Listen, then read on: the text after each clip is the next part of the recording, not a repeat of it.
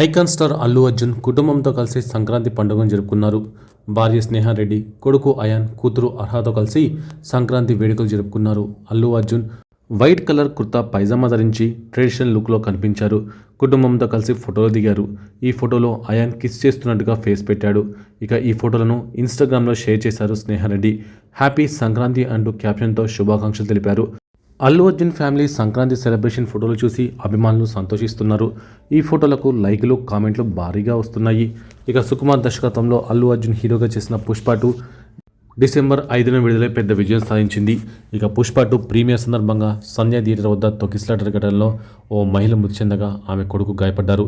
ఈ కేసులో అల్లు అర్జున్ ఓ రోజు జైల్లో కూడా ఉన్నారు. మధ్యంతర బెయిల్పై బయటికి వచ్చారు. ఇటీవలే ఆయనకు రెగ్యులర్ బెయిల్ వచ్చింది.